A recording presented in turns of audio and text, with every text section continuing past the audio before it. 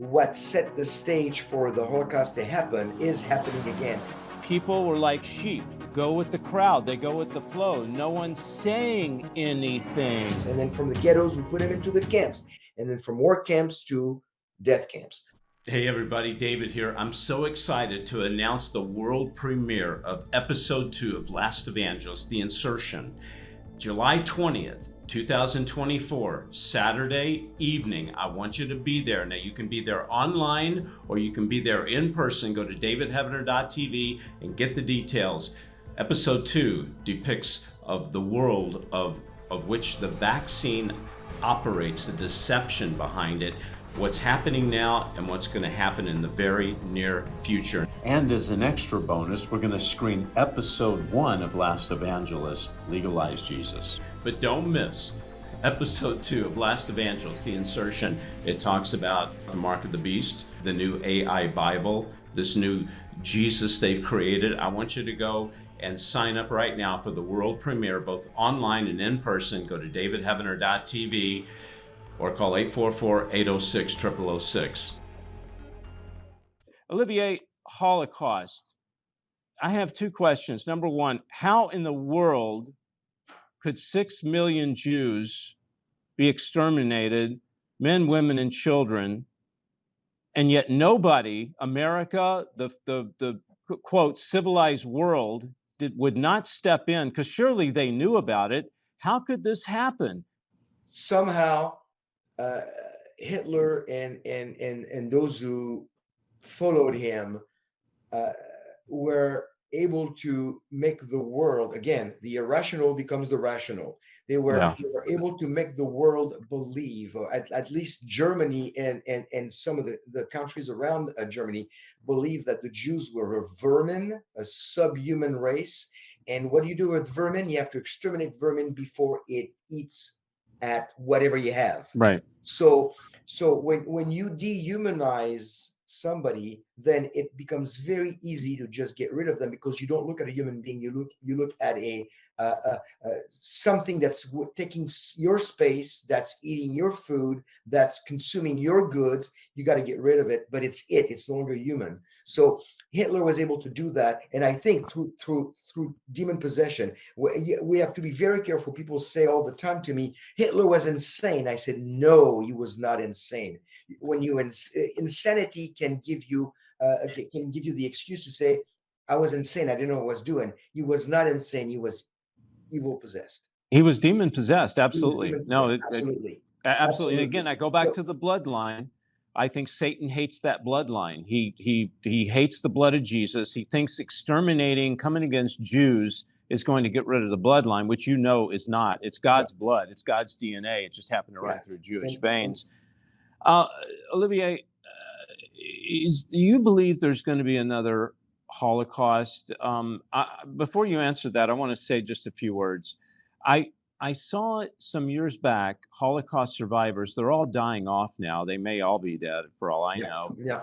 But they say that we need to be careful because the same thing that's happening today was happening in the 1930s in Germany, and that they were trying to wake people up.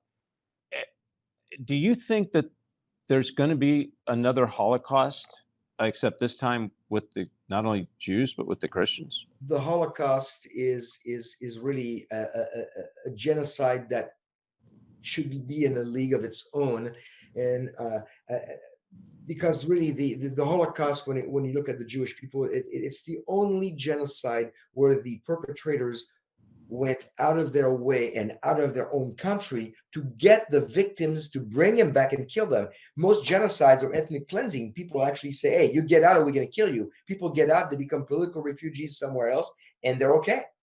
Right. So they can get out. But in the case of the Holocaust, you get out, you are not safe. You would be brought back on the train, taken to Poland, to one of the camps, and exterminated. Right.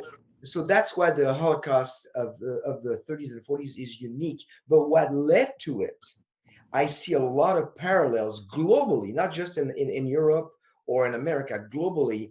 And I think with when you put that in perspective of what's been happening in the world in the last couple of years, you see a conditioning of people and a response of the people to the situation that we're living through right now that shows that what set the stage for the Holocaust to happen is not could, but is happening again. I don't know how fast and how far it's going to go, but we can see that people are being ostracized.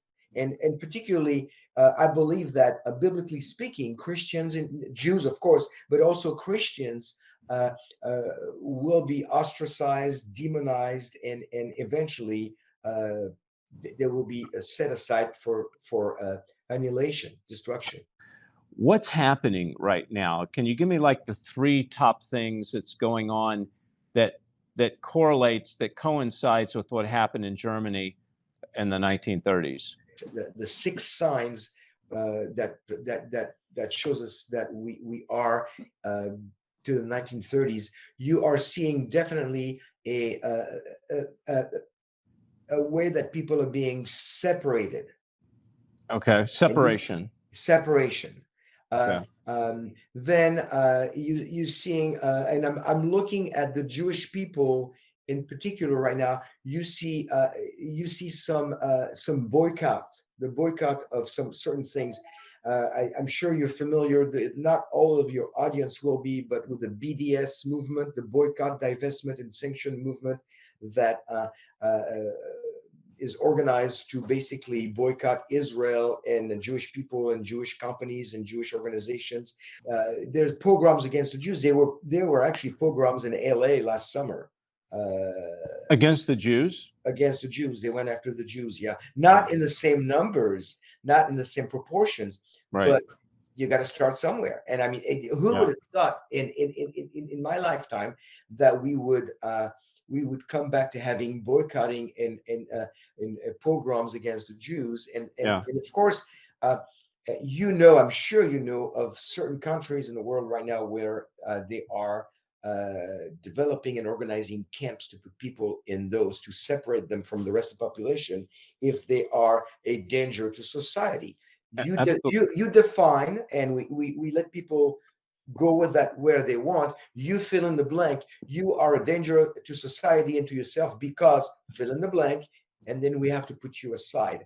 The Jews were not killed first. They were put aside. They were used as a forced labor, and eventually they were exterminated. But it didn't start with extermination camp. It started with set aside in the ghettos, and then from the ghettos we put them into the camps, and then the camps into the work camps, and then from work camps to death camps. So it's progressive.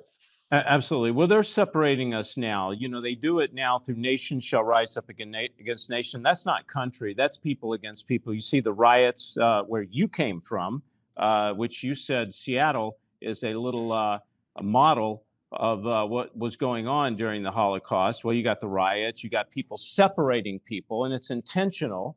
Olivier, you know that, and I know that. It's intentional. All this is programmed and planned. And when you come against it as a Christian, it's considered illegal. That's why we have legalized Jesus. When you really live for Jesus, it is illegal. They say it's hate speech.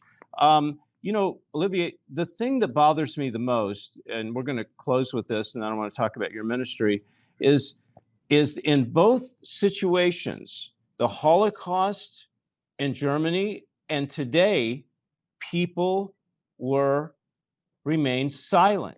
People, they were like puppets. People were like sheep. They just go with the crowd. They go with the flow. No one's saying anything.